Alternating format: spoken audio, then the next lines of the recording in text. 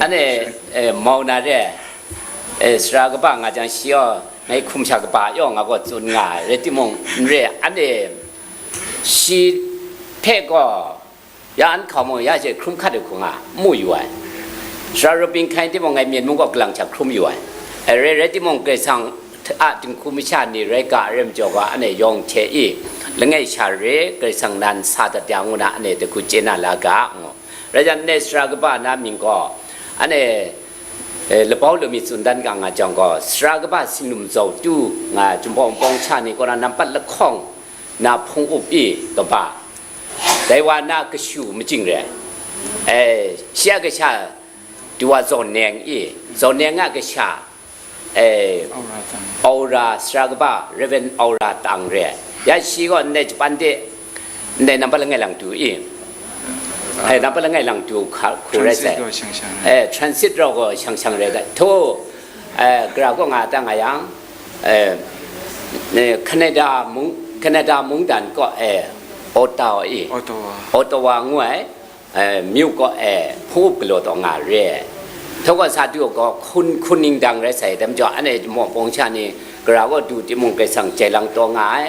มวยสระบ้าสินุ่มโจตัวก็ชูมจิงเป็นมุงอียะแต่นี้อันนี้นานุกุจงก็ดูชงในมจ่อโจทุ่มไกรสังเพชจิจุดุมชกในคูเร่ยามีสระบ้าโรบินไคก็อันนี้ชีเดงเนี่ยมุงก็ไงกลางฉากคลุ้มกายชีนเส้นก็ไกนากายเรติมองอันนี้ยงเจนาเรในสระบ้าโรบินไคก็ในยังกงก็นามิวกะอังเรงาสกอตผู้ชุกเจีผู้ชุกเจียงวันแต่เมื่อก็นานุกุจงกับป่าก็นาพูบสระกับป่าเร่แต่เรื่องจก็แต่เพ่ไงเลมิดนาแต่ก็ดูกับป่ากันนั้นคุณน้องสระกับป่าสลุมโจดูอักษาดีเอสจงอุกป่าอุษาชีได้ก็ลุงแรงน่าเวทีก็กับตันตานุกุพุงเรศตอนแต่คุเรน่าเจลูคุเรแต่จบพามิงางาเรสังะจึงคุมชานิครุมลุมจจิจุดูไหมยะนั่นก็ในสระกบ้าดูวานาก็อันนี้ไม่ใช่ดูกงาแต่เช่นมันนี่สุดแรงน่าดูวานาเย็นตาที่มึงดูสาวมาเริ่มจก็อันนี้ชัดมาเราชาเรน่าจมโลกะสิเลยพามิงางาสมเสียชนิดทุกครั้งนะเรื่องงามจก็ในละมันทำมองอันดูแท้มุงกานี่ลูกสุนัขเรติมแต่นี่ก็อังไง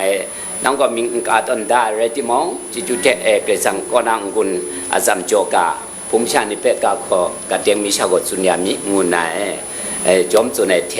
มเรนยาชิมุครอเลนะสักครุงเกสังก็นั่งกุนอาซัมโจยานาคุเรสัยจิจุปัสชาสุนัยเทมเรนบุเลตินก็ลองติมนี่มีก็ invisible ink เทก็ลองไม่คุเรงฮาเลลูยาจึงพอคู่ว่าไก่กุญจก็ส่วนอยู่อะไรที่นี่จึงพอก็นั่นเทจะเป็นอินเจน่าสังนะเมียนคู่ชาเชกานะใช่อังกฤษกับฟัวน้องสังนะ God is good all the time God is good all the time one more God is good all the time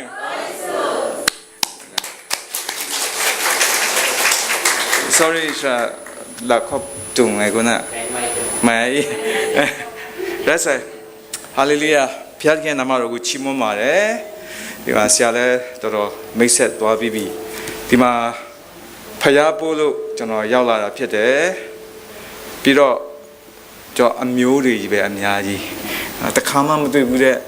ဒီတဲ့အမျိုးတွေလည်းဒီမှာလာဆုံရတယ်ဒါကြောင့်ဆရာတော်ဘယ်တော့မှပြောတယ်ကျွန်တော်ဒီမှာရှိတဲ့ကျွန်တော်အမျိုးတွေစူးလိုက်ခင်ဗျားတို့ဒါလေးရှင်းလိုက်လို့ရတယ်ဆရာတော်ဘယ်နဲ့ကျွန်တော်နဲ့ကတော့ငယ်ကလေးကကျွန်တော်16နှစ်18နှစ်သားကလေးကလက်တွဲပြီးတော့မှကျွန်တော်မှုတော်မြတ်မှာပါဝင်ခဲ့တာဖြစ်တယ်သူကတော့တီကြီးစွာနဲ့ပါဝင်တယ်ကျွန်တော်ကတော့တစ်ချိန်လုံးပြောင်းလဲနေတယ်တဏှာပြောင်းလိုက်လဲလိုက်နောက်တဏှာပြောင်းလိုက်လဲလိုက်နဲ့တက်ရှင်ခဲ့တာဖြစ်တယ်အမျိုးတွေအများကြီးရှိတော့တိတ်ကြွားဆရာမလို့တည်တယ်မိသားစုထဲမှာ black sheep ဖြစ်တယ်တော်တော်လေးတည်းမွေးပါတယ်ဒါပေမဲ့တ ဖရာသခင်ကအသက်ရှင်တဲ့ဖရာဖြစ်တယ်ပြီးတော့ကျွန်တော်တို့မိဘဘိုးဘေးတွေတောင်းခဲ့တဲ့ဆုတောင်းတန်ကိုဖရာကမှတ်သားထားပြီးတော့မှအချိန်တန်တဲ့အခါမှာအမြဲတမ်းလှုပ်လှုပ်တယ်ကျွန်တော်ဘယ်လောက်ဆိုးချင်ပေမဲ့ကျွန်တော်လဲနေတဲ့ညာကနေမရရအောင်ဆွဲထူပြီးတော့မှမှုတော်မြတ်မှာပြန်သုံးတဲ့ဖရာဖြစ်တယ်ဒါကြောင့်မလို့ကျွန်တော်တို့ကိုးကွယ်တဲ့ဖရာကအသက်ရှင်တဲ့ဖရာဖြစ်တယ်ကျွန်တော်တို့ဖတ်နေတဲ့တမန်ကျမ်းစာကအသက်ရှင်တဲ့နှုတ်ကပတ်တော်ဖြစ်တယ် The Word of God ဖြစ်တယ်ဆိုတော့ကျွန်တော်အားပေးခြင်းနဲ့ဟေရှာ55ငယ်30စနစ်မှာဆိုရင်မိုးရေနှင့်မိုးပွင့်တို့သည်မိုးကောင်းကင်မှဆင်းသက်၍နောက်တစ်ဖန်မပြန်မြေသည်မျိုးစိတ်ကျဲတော်သူအားမျိုးစိတ်ကို၎င်းအစာစားတော်သူအားအစာကိုပေးမိအစာကို၎င်းပေးတဲ့ကဲ့သို့ထို့သူငါ၏နှုတ်ကပတ်စကားသည်ဖြစ်လိမ့်မည်အကျိုးမရှိဘဲငါထံသို့မပြန်ရငါအလိုကိုပြည့်စုံစေမည်ငါစေခိုင်းတော်မူတို့၌အောင်လိမ့်မည်ဒါဘုရားခင်ရဲ့နှုတ်ကပတ်တော်ဖြစ်တယ်ကျွန်တော်ဖတ်နေတဲ့နှုတ်ကပတ်တော်ကအသက်ရှင်တဲ့စကားဖြစ်တယ်ဘယ်တော့မှအချင်းကြီးအကျိုးမရှိဘဲနဲ့သူ့စီကိုမပြန်ဘူးသူ့ရဲ့အလိုကိုအစဉ်အမြဲပြည့်စုံစေတဲ့နှုတ်ကပတ်တော်ဖြစ်တယ်ကျွန်တော်ရဲ့အသက်တာကဘယ်လိုအခြေအနေမျိုးမှရှိခဲ့ပါစေဖခင်ရဲ့နှုတ်ကပတ်တော်ကအသက်ရှင်တဲ့တကိုးနဲ့ပြည့်စုံတဲ့တန်လျက်တကာတွေထက်တဲ့အတွက်ကျွန်တော်ဟာဒီနေရာမှာတစ်စက်ကလေးမှမထိုက်တန်မဲနဲ့ရတဲ့ခုကိုဖျားပေးတာဖြစ်တယ်လို့ကျွန်တော်ပြောချင်တယ်ပြီးတော့အဘိတိုက်တွန်းစကားဆိုတော့တရားဟောလို့များဖြစ်မလားတော့မသိဘူးဘာပဲဖြစ်ဖြစ်ကျွန်တော်တို့တကယ်ခွန်အားရစေတဲ့စကားကလောကကမလာပါဘူး news တွေသတင်းစာတွေမှာမရှိပါဘူးနှုတ်ကပတ်တော်မှာပဲရှိတဲ့အတွက်ကျွန်တော်နှုတ်ကပတ်တော်နဲ့ပဲကျွန်တော်အားပေးခြင်းတယ်ကျွန်တော်တရားသူကြီးမတ်စာအခန်းကြီး20အငယ်15 16 19ကျွန်တော်ဖတ်ချင်ပါတယ်တရားသူကြီးမတ်စာ judge အခန်းကြီး20အငယ်15 16 19ထိုအခါဂိဗာမြို့သားယောက်ျားကောင်း900မှတပါအမျိုးမျိုးအယောရာကလာတော့ဗင်ယာမိန်မြို့သားအရေအတွက်ကဒါလက်နဲ့ဆွဲကင်တော်သူ2600ဒီထိုလူအပေါင်းတို့တွင်လက်ဝဲလက်ကိုသုံးသပ်သဖြင့်စံချီတပင်ကိုလောက်လွဲနှင့်မှောင်အောင်ပြစ်နိုင်သောယောက်ျားကောင်း900ပါတည်းဗင်ယာမိန်အမျိုးသားမှတပါဒါလက်နဲ့ဆွဲကင်၍စစ်သူရဲဖြစ်သောဣတိလအမျိုးသားအရေအတွက်က4သိန်းသည်ဒီဇာလန်ကိုကျွန်တော်အချင်းချုပ်ပြန်ပြောမယ်ဆိုရင်လေဝိသားအမျိုးတယောက်က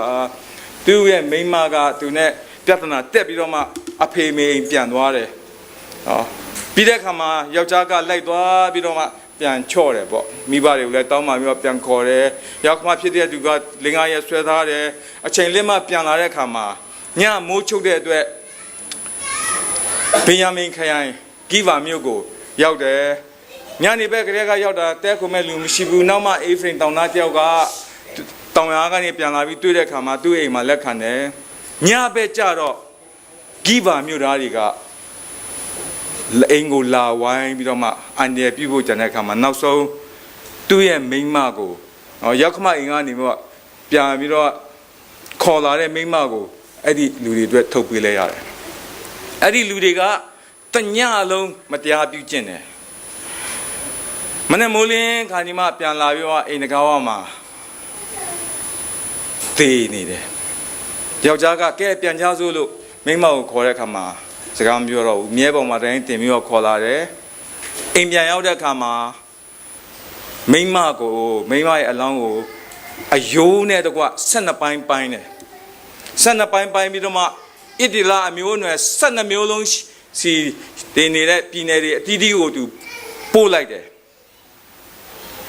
ကဲငါညီကိုတို့စဉ်းစားကြငါမိန်းမကိုဒီဗင်ယာမိန်မျိုးသားဒီဂိဗာမျိုးသားတွေကဒီလိုလောက်ကြပြီဆိုတဲ့အခါမှာဗင်ယာမိန်အမျိုးသားကလည်းကျန်တဲ့လူမျိုး7မျိုးလုံးက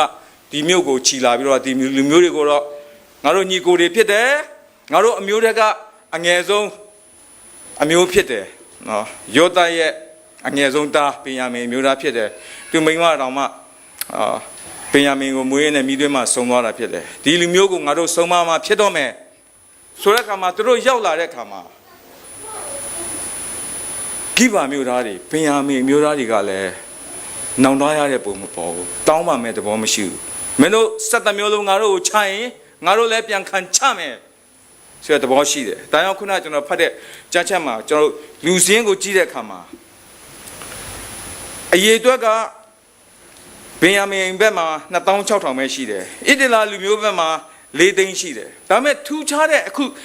အချက်တစ်ခုကျွန်တော်တွေ့မြင်တာကအငယ်16မှာထိုလူအပေါင်းတို့တွင်လက်ဝဲလက်ကိုသုံးတတ်သဖြင့်စံချီတပင်ကိုလောက်လွဲနှင့်မှန်အောင်ပြစ်နိုင်သောယောက်ျားကောင်း900ပါသည်ဆိုတဲ့အခါမှာကျွန်တော်ကပထမဒီကျမ်းစာကိုဖတ်တဲ့အခါမှာဘဲကြော်တွေပဲလို့ကျွန်တော်စိတ်ထဲမှာထင်တယ်ဘယ်လိုလုပ်ပြီးတော့မှဒီမြို့မှာဘဲကြော်900တော့မှရောက်နေရတယ်လဲလို့ကျွန်တော်စိတ်ထဲမှာပေါ့ပဲတွေးခဲ့တယ်ဒါပေမဲ့နောက်ပိုင်းဒီ internet တွေမှာရှာ commentary တွေမှာလည်းပြန်ကြည့်လေ့လာတဲ့အခါမှာဘာတွေ့ရလဲဆိုတော့ဘဲကြော်တွေမဟုတ်ဘူးဒီလူတွေကလက်ဝဲလက်ကိုသုံးတတ်တဲ့ဖြင့်ဆိုတာဘယ်ဘက်လက်ကိုဘယ်ဘက်လက်နဲ့စစ်တိုက်လို့တတ်အောင်အသုံးပြုလို့တတ်အောင်လေ့ကျင့်ထားတဲ့လူတွေဖြစ်တယ်ဆိုတော့ညာဘက်လက်ဘာဖြစ်တယ်လဲတို့ပြန်လေ့လာတဲ့အခါမှာအဲ့ဒီလူတွေကအရင်တုန်းကစစ်ပွဲတွေမှာတိုက်ခိုက်ရင်းနဲ့ညာဘက်လက်ကအထိကိတ်တန်တရားရလို့သုံးမရတော့တဲ့လူတွေဖြစ်တယ်။ခေါင်းကဆိုရင်ကျွန်တော်အခုခေတ်လိုမျိုးလင်းပြန်မောကနေပုံလန်းကျဲတာတော့နောက်ကချင်မီမှာဖြစ်တဲ့တိုက်ပွဲမင်းညာဆရာလည်းတော်တော်ပြောပြရတယ်နောက်တစ်ခါလည်း cluster ပုံးတွေနော်ဟောင်းဝီစာအမြောက်တွေပြက်ဒါမျိုးမဟုတ်ဘူး။မြားနဲ့ပြက်မယ်ဓာတ်နဲ့ခုတ်မယ်လမ်းနဲ့ထိုးမယ်အနိကတိုက်ရတဲ့ခေတ်ဖြစ်တယ်။ဒါကြောင့်မလို့ဘယ်ဘက်မှာတိုင်းကင်ညာဘက်ကဓာတ်ကင်မျိုးခုတ်ထစ်ကြတဲ့ခါမှာသူတို့လက်တန်ရသွားပြီးတော့မှညာဘက်လက်ကသုံးမရတော့ဘူးအဲ့ဒီခါမှာဒီပုဂ္ဂိုလ်တွေကစစ်ဖြစ်တိုင်းရှေ့တန်းထွက်တိုင်းဘာလုပ်ရလဲဆိုတော့စစ်ပွဲကိုတော့တိုက်ခိုက်ခွင့်မရတော့ဘူးဘာလို့ဆိုတော့ညာဘက်လက်မှာအဓိကညာဘက်လက်ကိုသုံးကြတာလေညာတန်နေများတဲ့လောကကြီးမှာညာဘက်လက်ကသုံးမရတော့တဲ့ခါမှာသူတို့ရဲ့အလုပ်ကဘာပဲရှိလဲဆိုရင်ထင်းခွေရတယ်ရေခါရတယ်ထမင်းချက်ရတယ်ဝေယဝိဆလုပ်ရတဲ့အလုပ်ဖြစ်နေတယ်သူတို့ကလည်းဒီလောက်ကလေးနဲ့ကျင်납ပုံမရဘူးဒါကြောင့်မလို့သူတို့ကအချိန်အားလတ်တဲ့အချိန်တိုင်းမှာဘယ်ဘက်လက်ကိုအတုံးဝင်အောင်လေ့ကျင့်ကြတယ်အဲ့လိုလေ့ကျင့်ရင်နဲ့ဘယ်လောက်ထိတော်လာလဲဆိုရင်စံချီတပင်ကိုလက်လွဲနဲ့လောက်လွဲနဲ့မှန်အောင်ပြစ်နိုင်တော့နော်သူတို့ရဲ့အရေးချင်းတွေကတက်လာတယ် improve ဖြစ်လာပြီးတော့မှအဝေးမှာထောင်ထားတဲ့စပင်လေးတစ်ချောင်းကိုတော့မှလောက်သွဲနဲ့ပြစ်လိုက်တဲ့ခါမှာမလွဲအောင်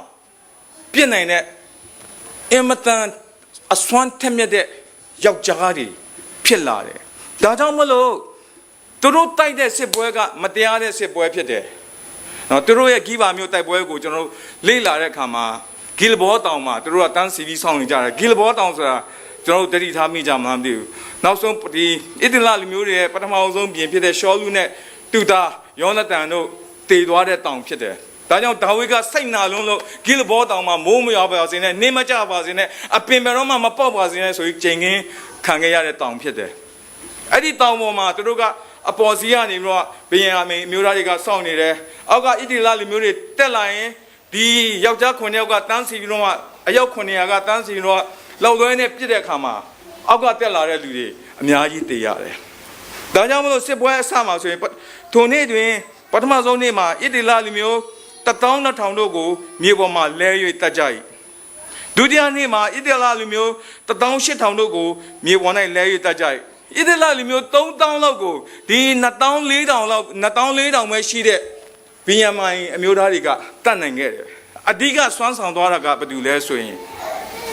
လက်ဝဲလက်သုံးတတ်တဲ့လက်ဝဲစစ်တီတော်တွေရဲ့လက်ချက်ဖြစ်တယ်ဆိုတော့ကျွန်တော်တို့နောက်ပိုင်းမှာပြန်လေ့လာလို့ရတယ်ဆိုတဲ့အခါမှာကျွန်တော်ဗာခွန်အားရတယ်လဲဆိုတော့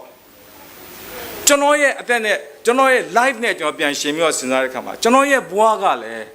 အရင်တော့ကမူရစ်တယ်တောက်စားတယ်မကောင်းတဲ့အလုပ်တွေလုပ်တယ်နာမည်ပြက်တယ်ကျွန်တော်ရဲ့ဘဝကဒီဗင်ယာမင်အမျိုးသားတွေရဲ့ညာဘက်လက်လူပဲအသေးဖြစ်သွားတယ်တုံးမရတော့အော်ရာတန်ဆိုရင်မချားချင်ဘူးအိမ်မလာစင်နဲ့ black sheep အမျိုးတွေထဲကလည်းဘဝကတည်တယ်လို့ဖြစ်သွားတယ်ဘယ်ညာမှာမှတုံးစားလို့မရတော့ဒီကောင်ကတော့လူဖြစ်မဲ့ကောင်မဟုတ်ပါဘူးအားလုံးကအာရပါရဝိုင်းမှတ်ချက်ပေးခံရတဲ့လူဖြစ်တယ်ဒါပေမဲ့ကျွန်တော်ခုနပြောပြီးတဲ့အတိုင်းပဲကျွန်တော်ကိုးကွယ်တဲ့ဖယားရဲ့နှုတ်ကပတ်တော်ကအသက်ရှင်တယ်ဖယားစကားကတကိုးနဲ့ပြီးသွားတယ်ကျွန်တော်ရဲ့အသက်တာကိုလည်းနှုတ်ကပတ်တော်ကိုပဲလေ့ကျက်ရင်နှုတ်ကပတ်တော်ကိုပဲလေ့လာရင်နဲ့ ပြန်ပြီးစူးစမ်းလာတဲ့ခါမှာအတုံးမရတဲ့ညာဘက်လက်လိုမျိုးဖြစ်နေတဲ့ကျွန်တော်ရဲ့အသက်တာကဖျားပြန်သုံးလို့ရအောင်လုပ်လာတယ်အစွမ်းထက်တဲ့ဗင်ယာမင်အမျိုးသားတွေရဲ့ဘယ်ဘက်လက်လိုမျိုးဖြစ်လာအောင်တနေ့တခြားကဖျားပြန်လဲပြုတ်ပြင်တော့မှအခုချိန်မှာအော်တော်မြို့မှာရှိတဲ့အတင်းတော်တေးသေးလေးပါဒီလောက်လူမများပါဘူးအတင်းတော်တေးသေးလေးမှာဘုရားသခင်ကကျွန်တော်ကိုတင်းဟုတ်ဆရာအနေနဲ့ပြန်ပြီးအသုံးပြုနေတယ်ဟာလေလုယာကျွန်တော်ရဲ့ကိုယ်ပိုင်အရေးချင်းဘာတစ်ခုမှမပါဘူးကျွန်တော်ရှေ့ကဘိုးဘေးတွေရဲ့ဆူတောင်းခဲ့မှုတွေပါတယ်ပြီးရင်ဘုရားသခင်ရဲ့နှုတ်ကပတ်တော်အသက်ရှင်ခြင်းဘုရားသခင်ရဲ့နှုတ်ကပတ်တော်အလုပ်လုပ်ခြင်းကြောင့်ဖြစ်တယ်တောင်းဒီမှာကျွန်တော်ဒီကနေ့အားပေးချင်တာကကျွန်တော်တို့ဖတ်နေတဲ့နှုတ်ကပတ်တော်ကရိုးရိုးသတင်းစာမဟုတ်ဘူးဖခင်နဲ့ပတ်သက်တဲ့အချက်အလက်တွေကိုစုဆောင်းပြီးတော့မှစာအုပ်ရေးလူတွေတီထွင်ပြီးရေးထားတဲ့စာအုပ်မဟုတ်ဘူးဖခင်ရဲ့စကားဖြစ်တယ်အသက်ရှင်တဲ့ဖခင်ရဲ့စကားဖြစ်တယ်ဒီနှုတ်ကပတ်တော်ကအကျိုးမရှိဘဲဘုရားစီကိုဘယ်တော့မှမပြန်ရအောင်ဒီနှုတ်ကပတ်တော်ကကျွန်တော်ရဲ့အသက်တာကိုအမြဲတမ်းလှုပ်လှုပ်နေတယ်ကျွန်တော်လိုလူစားမျိုးတောင်မှအခုခမရတို့ရှိမှပလင်ပေါ်မှာတက်ရတဲ့ခွင့်ကိုပေးသွားတာဒီနှုတ်ကပတ်တော်ဖြစ်တယ်ကျွန်တော်လိုလူစားမျိုးကအခုကဘာရရမှာလှည့်ပြီးတော့မှနှုတ်ကပတ်တော်ဝင်ငါခွင့်ရနေတယ်အဲ့ဒါဖခင်ရဲ့နှုတ်ကပတ်တော်အသက်ရှင်ကြောင်းကိုပြနေတာဖြစ်တယ်ကိုယ်ပိုင်အရေးချင်းကတော့အဖေအမေမွေးခဲ့တဲ့အသက်ကတော့တည်ပါပြီတုံးစားလို့မရဘူးဇလန်းကပြတ်သွားပြီလက်ကပြတ်သွားပြီတုံးလို့မရတော့ဘူးကျွန်တော်အခုရှင်နေတဲ့အသက်ကခရစ်တော်ပဲရှိတယ်နှုတ်ကပတ်တော်ကလုံနေတာဖြစ်တယ်ဒီနှုတ်ကပတ်တော်ကအသက်ရှင်တဲ့အတွက်ကျွန်တော်မလေးရှားလဲရောက်တယ်ထိုင်းစင်ကာပူရှိသမျှနော်အမေရိကဆိုရင်ကျွန်တော်မြို့တွေတော်တော်လေးနှံ့နေပြီလှည့်ပြီးတော့မှနှုတ်ကပတ်တော်ဝင်ငါခွင့်ရတယ်ကျွန်တော်အကြောင်းကျွန်တော်ရှောက်ပြောရင်ဘယ်သူမှစိတ်ဝင်စားမှာမဟုတ်ကြောက်တောင်ကြောက်ကြမှာဒါပေမဲ့ဘုရားရဲ့နော်ပြားရည်တဲ့ခြုံတဲ့နှုတ်ကပတ်တော်ကိုဝင်ငါတဲ့အခါမှာဘုရားရဲ့နိုင်ငံတော်အကြောင်းကိုပြောတဲ့အခါမှာလူများတွေအတွက်လည်းခွန်အားဖြစ်တယ်ပြောရင်းနဲ့လည်းကျွန်တော်လည်းတနေ့ထက်တနေ့တာ၍ခွန်အားတက်တယ်ဒါကြောင့်ဒီမှာရှိတဲ့ညီကောင်မောင်တို့တွေခင်ဗျားတို့ရဲ့အခြေအနေကဘယ်လိုရှိနေလဲကျွန်တော်မသိဘူးပါလိဖြစ်နေကြလဲကျွန်တော်စိတ်ဝင်စားဘူးအရေးမကြီးဘူးခင်ဗျားတို့ကိုစိတ်ဝင်စားတဲ့ဖခင်ရှိတယ်ဒီဖခင်ရဲ့နှုတ်ကပတ်တော်ကအသက်ရှင်တယ်ဒါနဲ့ကျွန်တော်တို့တွားကြရအောင်ဒီနှုတ်ကပတ်တော်ကကျွန်တော်အားလုံးကိုပို့ဆောင်သွားပြီးမှဖြစ်တယ်109ခုမြောက်စာလမ်းမှာဆိုရင်နှုတ်ကပတ်တော်ကိုစီလို့ပြီးတော့ကျွန်တော်ရဲ့အနာရောဂါတွေကိုငြိမ်းစေမယ်ရှိသမျှပြဿနာတွေထဲကနေလည်းဘုရားကဆွဲထုတ်သွားမယ်ဆိုပြီးတော့109ခုမြောက်စာလမ်းကကျွန်တော်တို့ကိုဘုရားခွန်အားပေးနေတယ်အငယ်20နော်109အငယ်20ကျွန်တော်တို့အချိန်ရရင်ဖတ်ရအောင်နှုတ်ကပတ်တော်နဲ့ပဲကျွန်တော်တက်ရှင်ကြရအောင်ကျွန်တော်အားပေးခြင်းနဲ့ရှိသမျှအခြေအနေအားလုံးကနေ improve ပြအောင် promote လုပ်ပြီးတဲ့နှုတ်ကပတ်တော်ဖြစ်တယ်ဆိုတာကိုအားပေးစကားပြောရင်းနဲ့ဝင်ကားခြင်းနဲ့ရောက်တိုင်းကိုဖျက်ခြင်းကောင်းကြီးပေးပါစေအာမင်